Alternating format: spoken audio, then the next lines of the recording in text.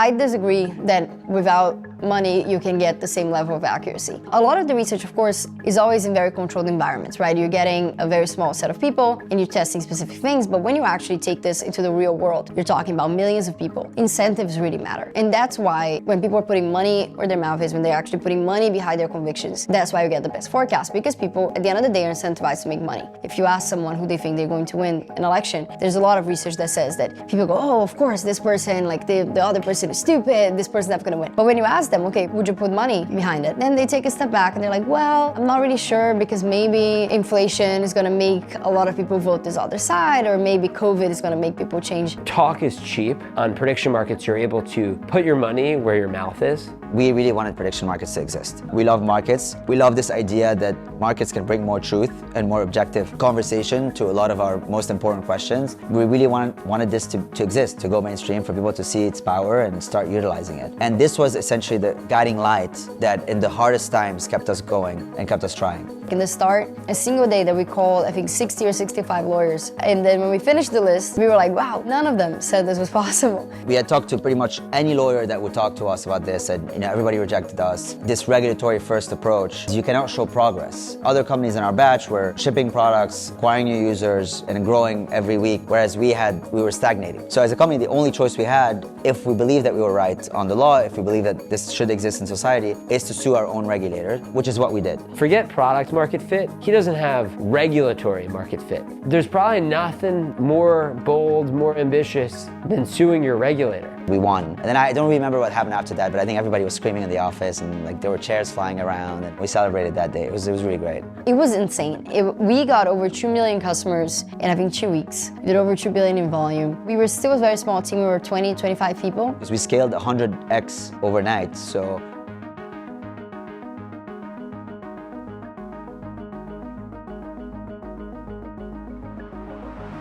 Prediction market startup Kalshi announced on Thursday a $1 billion Series F round, valuing the company at $22 billion. That's double the $11 billion valuation Kalshi nabbed just 5 months ago after raising a $1 billion Series E.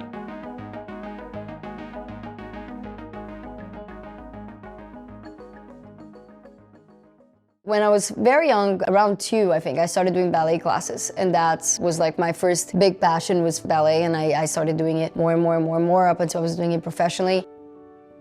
My days were very full, so I would used to wake up at maybe 6 in the morning, eat a little bit, and then go to normal technical school, study math and science and all those things from 7 to 12:30. And then I would drive to the ballet school, which started around 1 and ended at 9 p.m. Then I would go back home 9:30, and then I would actually start studying for whatever exams I had in school or SATs and all those things I had to do. So it was 3 years that I was sleeping, I think, 4 hours a night. My parents do today make the joke that they don't know how I grew to be a normal height because, in Brazil we say you have to sleep a lot to be able to grow, and they're like, you're not sleeping for 3 years. How did that work out?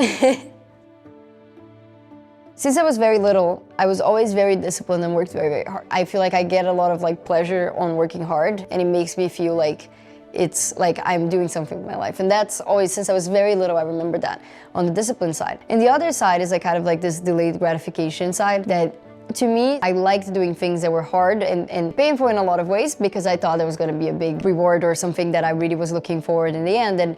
And that's why ballet is very, very good, because you rehearse for a year to have 1 hour on stage, right? So those things, in a lot of ways, I think my personality matched the kind of challenge I was setting myself up for. It's a lot easier for me if I have a very clear goal. It was I wanted to figure out how to both excel in normal school and in ballet, and I wanted to do that, and I know it was around 3 years ahead, so it was kind of a eye on the target type of thing, but definitely not typical teenager. I remember multiple weekends that I'm wow, I don't have exams next week, I can just sleep 8 hours and my friends will be going to parties and all that stuff, and it was just definitely not me. I only decided I wanted to come study in the US. I ended up picking MIT because I thought it was the school that was going to take me most out of my comfort zone. But it was a very hard transition. First of all, because I used to train a lot every day, and it was a very important thing in my head. When I went to school, the first Saturday I was there, when I went to MIT, I remember going to the Boston Ballet and trying to take one class. And I looked at myself in the mirror and I was like, oh my God, I'm losing my form, my arm looks bad and all those things. And I thought it was better to just completely stop it so I could remember myself being very good. So that was very hard to go from 8 hours a day doing something to not, even though I think it was the right decision.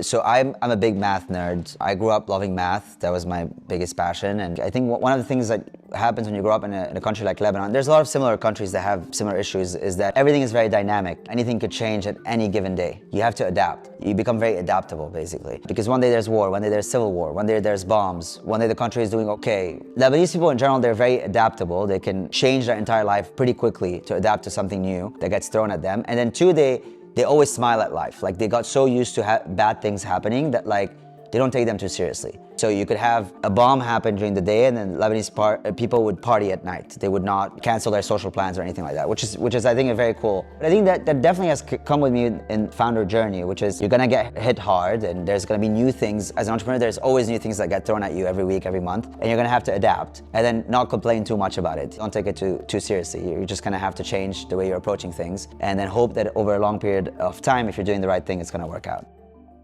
I was an intern at Goldman Sachs in 2016, and I was very young at the time. I was discovering financial markets and learning about how they work. Two things really surprised me that summer. The first thing was institutions and investors, what they really cared about was not what is the price of a stock or the price of treasury bonds or other complicated assets. They really cared about whether Brexit was going to happen or not, whether Trump was going to win the 2016 election or not. And so at the time, there wasn't a very good way for them to get that exposure. And so, for example, when people wanted to hedge against Trump winning the 2016 election, there was this thing called the Trump trade that Wall Street bought a lot of, and it was basically shorting the S&P on the week of the election. And that was a really bad trade because people were right about their predictions, so Trump won, but then they lost money. This was really one of those moments where they made us think maybe there's a better way. Maybe you could build a financial market that essentially answers these yes or no questions about whether important events are going to happen or not. Because if you could build that market, it would be a much more precise and direct way for people to get the exposure that they really wanted, which is whether an event was going to happen. And I would say that was the initial idea for the company.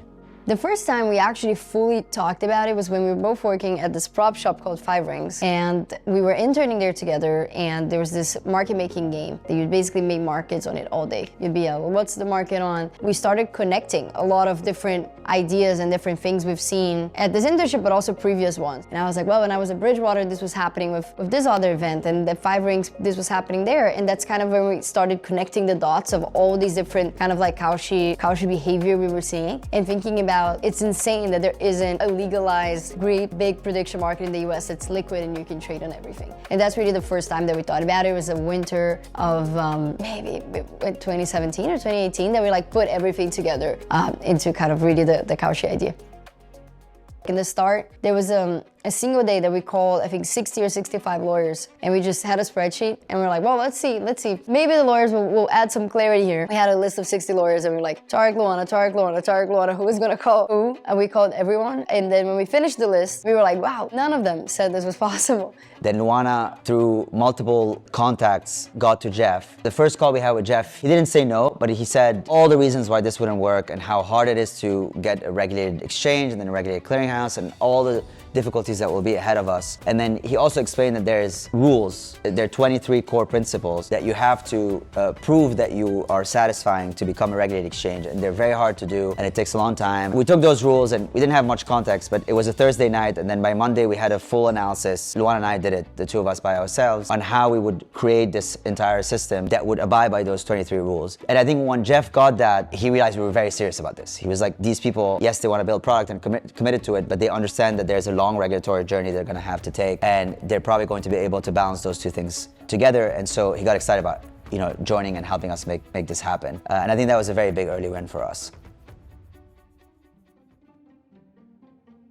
We started talking more about, should we actually try to do this? Should we actually build this company? It was in the summer when we were both working at Citadel. And one of our first things was, well, why don't we just try to go to this Y Combinator hackathon? It's like where these massive companies like Airbnb and whatever, they all go there. So let's try. We presented and we had kind of like this very janky demo that it was stablecoin based at the time. And you had to it did move place A to place B, but it was kind of only this in a very simple user interface. And the first thing he said was, that's illegal. And then we're like, well, but maybe we can figure this out. And he's like, well, then why haven't other people done it? And we didn't really have good answers for any of that. Yeah, I definitely remember the moment. And when we were first really deciding whether to start a company and how to start it, this moment was very foundational because this was the time when, as a company, we decided to define one of the most important principles of the company, which is we're going to do everything regulatory first. We're not going to launch, we're not going to market, we're not going to build product, we're not going to do anything up until we figure out the most important thing for the company to exist, which is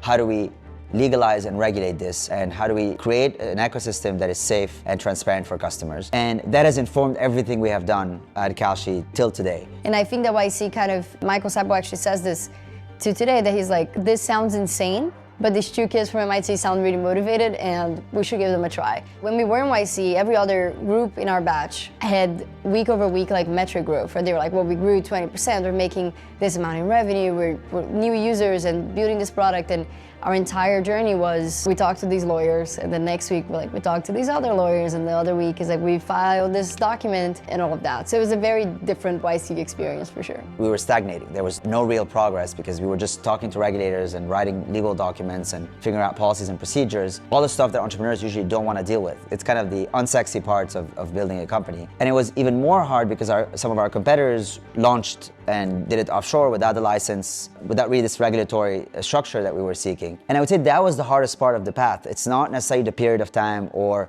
the work itself. It's just the fact that you cannot make real tangible progress. But we were very committed to it. We did not want to launch unless this was 100% regulated. It goes back to how we started the company. We were not necessarily looking for ideas to start a company. We started the company because of this idea. We were a bit different, so there are sometimes teams that start and they pivot and they look for a bunch of different ideas to decide which one is the best one to work on. We were committed to this idea from the start. And so my answer here is that we really wanted prediction markets to exist. We love markets. We love this idea that markets can bring more truth and more objective conversation to a lot of our most important questions. And we really wanted this to exist, to go mainstream, for people to see its power and start utilizing it. And this was essentially the guiding light that in the hardest times kept us going and kept us trying.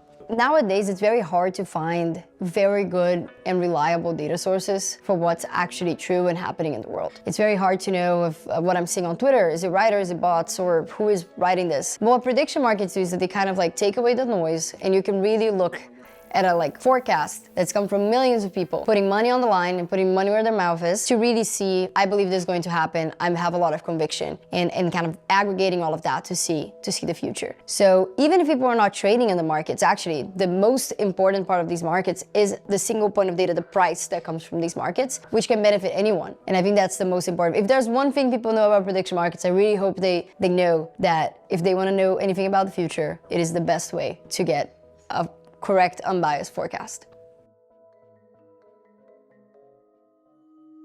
I take hundreds of meetings a year. My first meeting with Tarek really stands out. We were in Cafe Lyria, which is this hipster coffee shop in New York City. It was really crowded. We could barely get a seat. We were surrounded by people. I'm thinking to myself, no one around us has any interest in this conversation. I meet Tarek for the first time. Forget product market fit. He doesn't have regulatory market fit. Part of the reason that meeting stood out so much was he's telling me the story of how he's suing his regulator. We love to back ambitious founders, bold founders. There's probably nothing more bold, more ambitious suing your regulator. They blocked it a lot of times. So we try to engage with them for over 2 years on like the usual process that we have for new markets. And we talked to them about the use case of this market. We actually had a public comment period that over 200 people, including very, very big academics, like head of the Council of Economic Advisors, all of these folks wrote in saying these markets are very important. You should allow these markets to operate here and just regulate them so that they're safe. And then we realized that I think working with the regulators or trying to convince them wasn't going to work, but we didn't decide to list it like competitors. We stayed committed to the regulatory first principle. So as a company, the only choice we had, if we believe that we were right on the law, if we believe that this should exist in society, is to sue our own regulator, which is what we did. It was a very difficult decision. It's very hard for a company, especially a startup, a small company, to sue the part of the government that oversees you because they have all the power over you. But we decided to make this decision regardless because we really believe that these markets should exist. And it was a very hard decision because 4 years for us to get regulated, and we were kind of putting that in jeopardy in a way by suing them, because we're basically saying, like, we're trying to really like, okay, we're fighting, very officially fighting in court at that time. But it was two things that really mattered to us. One, these markets are the holy grail of prediction markets. They should be legal, they should be regulated, they should be in the US. They're very important. And the other side is we knew we were right on the law. We ended up winning, actually. Every judge that looked into our case ruled in our favor on the district court and then the appeals court. for 2 weeks, and then when we won, it was amazing. The next day, the government's like, we're going to appeal this. We are extremely against. I think this decision is wrong. And then the stress all came back up. Okay, so now we have to go through the entire appeals court and process. Is it going to be done in time? Because at that time, we were like 2 months before the election. Maybe there was a chance that we're going to run out the clock and we would lose the 2024 elections, even if we won the lawsuit. So then it was 1 month of like, we had this one big hearing on the appeals court in the state pending appeal. And I remember it was like both Tarek and I, we listened to the court hearing at the time, and we were just pretty much only listening to this one recording of the court and trying to like get the company to keep moving and building things and all of that in case we won. But in our heads, we were like, this is the most important thing ever. We weren't being able to focus on anything else or sleep or eat or anything like that. But after we won, I think it was like at 1 p.m. and we were extremely happy. It was like, okay, but then next day we have to launch this market. And then we're going through like we're gonna go through actually the most intense period ever, because it's 4 weeks for us to go from a small niche website that not a lot of people know about, what are prediction markets, to hopefully one of the most important things in the 2024 election and one of the most important data sources. We won. These moments are great because it's part of what a lot of entrepreneurship is about. You get frustration after frustration and no, and disappointment after disappointment, but then all of these are counterbalanced by these very short moments where you get big wins. And those big wins make the whole experience totally worth it because you put so much effort and you see results. Yeah, those moments, I think it's important to try to celebrate them, but it's also important for us, at least, we don't try to celebrate them for too long. We celebrate them for a bit and then we go back to work because then you have the next milestone. We're lucky enough that we got this win. We have to now make it count and we have to figure out how to scale the product, bring in the customers, make the election market count. And we only had a month to do that. So we celebrated for a few hours and then we got back to work. One of the very tricky things about Kalshi is that a lot of our story is tied to very external factors that we don't have control over, right? So it's the government, it's the lawsuit, it's this and that. But it was one of the first times that it was fully in our hands how big it was going to be and if we were going to win or not. We felt like we had fought so hard, for years to get to that, to get the chance to be able to do these markets. We felt like it was our shot. We cannot mess up that shot. We have to deliver. So we decided, for this whole month, our entire team, and it's not just Luana and I think we oftentimes get disproportionate credit because a lot of the real work was basically the team. It was the engineers, product, markets, the marketing. Everyone was just like for 4 weeks, put their life on pause. They will be close to 24/7 in the office, in the weekends, just completely committed to making this thing work. It was really hard because we scaled 100x overnight, and that's not easy for systems to sustain and a team to sustain. But we had a very small team that made that happen. It was insane. We got over 2 million customers in I think 2 weeks. We did over 2 billion in volume. It was crazy. We were having everything engineering-wise was kind of breaking, right? We've never gotten that many deposits like ever in the years of the company, and everything was kind of breaking. But yeah, it was like the numbers, the result that we got in the end. It was actually we think we would have grown a lot more, but the problem was that our deposit flows and sign-up flows were breaking because of the amount of people coming in that we had to kind of like almost like slow down. So the hardest thing that happened is at the time there are two key pieces to running a financial market. There's the exchange and then the clearinghouse. The exchange is the marketplace that matches buyers and sellers. The clearinghouse is the place that handles all the money movement, like how much money you have to put up to back this trade, where does the money go, how do you keep it safe. We at the time had the Kalshi exchange and we were using a third-party clearinghouse. We had just gotten approval for our own clearinghouse, so to stop using the third party, but we were not ready to use our own clearinghouse at the time. The issue is when we won the lawsuit, and this was really unfortunate, the third-party clearinghouse decided to block the election market. They did not want to let us list it. And so the hardest thing we had to do in that weekend, and we knew we had only 4 weeks left, so we had to do it really fast, is basically move all of our business from the old clearinghouse to the new clearinghouse. And usually you do this over the span of a 6-month window. You plan it, there's a lot of different things that go into that movement. It's very complicated. It's a very big migration, and we had to do it over a weekend because otherwise we wouldn't be able to do the election market. So it was a very disappointing situation, but we made the most out of it, and honestly the engineers had done an incredible job navigating that. But that was definitely the hardest part of the month. That was very, very difficult. If you look at the 2024 election, Kalshi was able to call the results before the media. You were able to see live probabilities throughout the night. And so long before it was declared that Donald Trump was the 2024 winner on mainstream media, The question of whether prediction markets are betting or gambling is very similar to the question of whether financial derivatives are gambling or betting. And that has always been a question historically that has happened in financial markets. And the reason this question exists is because there is speculation in financial markets. And speculation can look in some cases like a bet. It's like you're putting money to make more money on something you don't control. But there are key differences. One is, are you participating in something that is a natural risk? It exists in the real world. It is tangible. People care about it, versus like rolling a dice that has no, it's an artificial thing that you're creating for the purpose of betting. The second core pillar of this, the market structure. In gambling, the market structure is you walk into a casino or a house, the house's revenue is equal to the customer losses. There's an inherent conflict of interest in the business model because the company benefits when their customers lose. Prediction markets, just like traditional financial markets like the New York Stock Exchange or other places, yes, the underlying is different, like what you're trading on is different, but how you're trading or how you're participating is the same. It's an open marketplace, it's fair, and people are trading against each other. So the market is neutral. The market doesn't make more or less money if their customers lose. It's more of a fair and transparent place for people to participate. And that's why it makes it, a financial market and makes it kind of structured or placed in a very different way than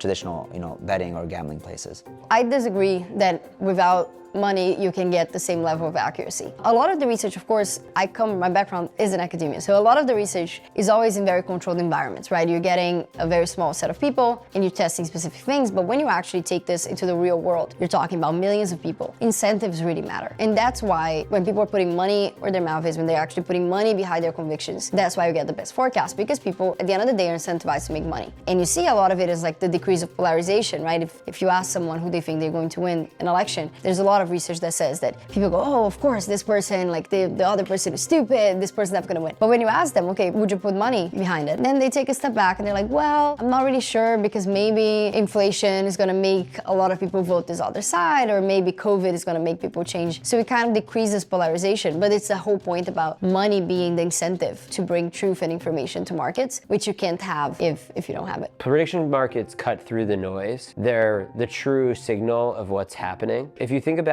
social media, it's qualitative opinion. If you think about prediction markets, it's quantitative conviction. Talk is cheap. On prediction markets, you're able to put your money where your mouth is. Regulation means a lot of different things, but I usually bucket them into two main pieces. One is market integrity, which means fairness. Is the market fair? And then number two, customer protection, which means like clarity and transparency. And if we find that people did something wrong, it's the same as the stock market. We can do a fine or we can refer to the government for criminal prosecution. If someone commits insider trading on Kalshi, it's the same as insider trading in the stock market or other places. And this is all structured, all these different rules are structured so that you get a marketplace that is fair. And then the customer protection piece, it's really all about making sure you're treating all your customers the same way, that everything is transparent. So all of the trades, we have a duty to make all of our trades and activity publicly available so that everybody can see it and we report to the government. We cannot have discriminatory access. We have to give the same rights and same obligations to everybody else, which is one other thing that's very unique about financial markets or Kalshi,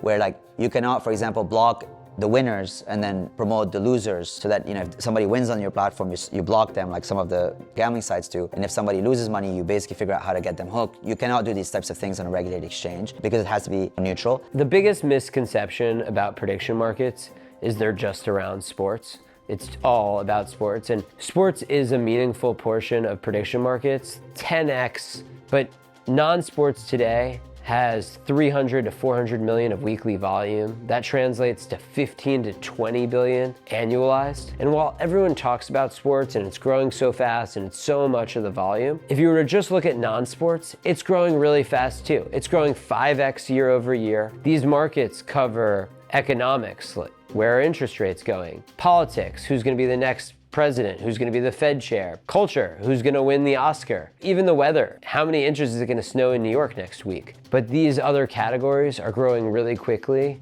and in the next few years are going to represent meaningful portions of the volume.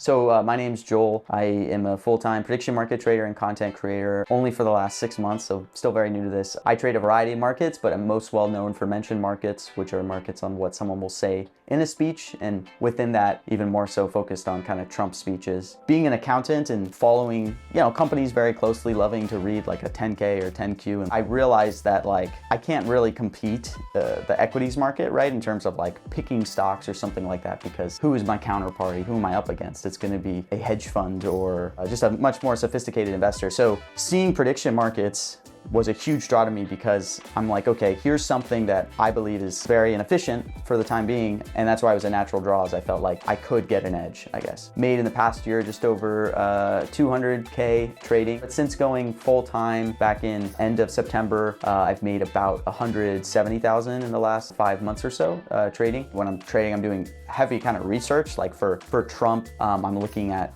as many historical speeches that he's given to kind of try to gain an edge of what is this guy gonna say. I'm very, very in tune to talking points of the administration as new news is breaking out. How is this gonna impact what he's gonna talk about in his next speech? I will watch every single one of Trump or Mamdani or Powell, every single one of his speeches. So the intuition I've been able to build up over kind of what he's going to talk about on a given day, and then staying very, very in tune with what's happening around the world and how that's going to impact talking points. Have a database that I use of historical speeches for anyone that I'm trading in. So I'm not going to like rewatch all of his past speeches, but anytime he's going to go live for a speech, I'm always watching it. It started as a very kind of quantitative thing where you're looking at historical speeches, things like that, and it's evolved into a lot more intuition based, where I just know I can trust my intuition when it comes to someone like Trump because I've watched hundreds of his speeches.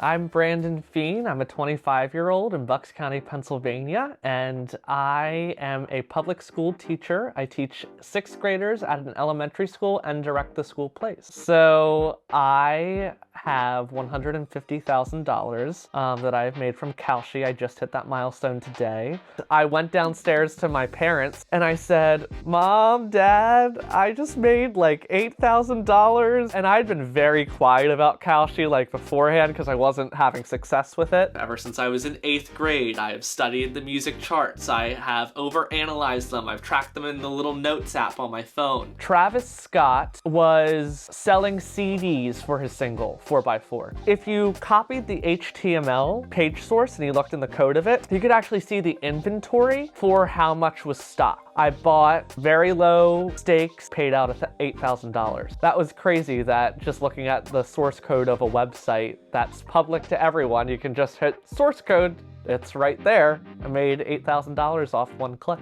My name is Shannon. I work at Kalshi in operations, and I am originally from Alabama. I started trading on Kalshi back in 2021. I went to school for meteorology, and so some friends that I went to school with had said, did you know that you can trade on high temperatures? And I thought that was super interesting. My first deposit was $50. From there, it was just kind of like, let's see what happens with this. I rode out Hurricane Ivan back in 2004, Hurricane Katrina in 2005, Hurricane Michael in 2018. I have a lot of experience with tropical storms, tropical cyclones, hurricanes, things of that nature. I think it's really important from a climatological perspective to utilize those weather markets in a way that is almost like insurance. But whenever I did live on the Gulf Coast, my homeowner's insurance deductible for a hurricane was over $10,000. So essentially, if a hurricane were headed to my house, the way I would hedge that is with buying yes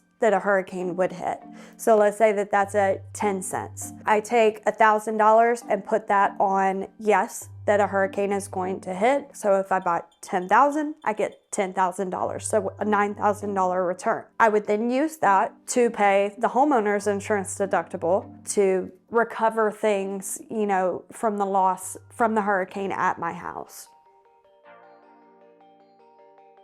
Well, I think the company has grown a lot since we last spoke. I mean, I think the way that consumer marketplaces work is there's network effect aspect to them. They compound over time. It's a bit like an exponential, and the exponential things grow, but you don't really notice that growth up until it starts getting to big numbers, and then an exponential basically becomes big, very quickly. And I think that's what happened with Kalshi. In the last 2 years, I think the company has gone mainstream. We've grown a lot in size. Significant percentage of Americans now are active on the product, whether they're trading actively or they're getting informed about the forecasts. They use it a bit like a news feed. And I think we now have a global recognizable brand. One of the places that we really want to invest in is essentially defining what the brand stands for and explaining to people who we are, who we're not, what we want to do and what we want to achieve. And I think there's a lot of work to be put on the brand, basically explaining to people what that brand means. We want to go international. We want to diversify our customer base. And we feel like we're in a very early inning of people using prediction markets actively. Even though the numbers have grown a lot, I think they could really grow significantly more. We get into basically every corner of the internet. If you have an interest or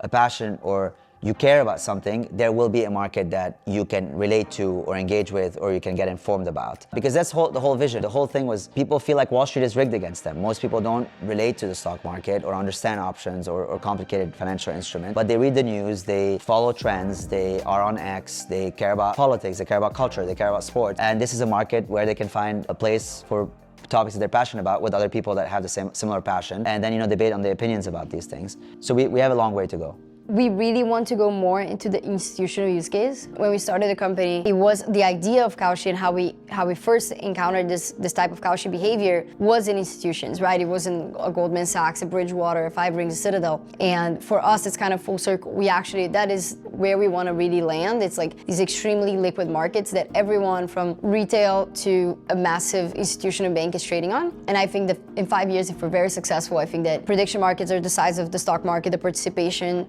of like the types of users participating in it are similar to that, and it's just a way more mature market. But yeah, I just hope Kalshi grows even more.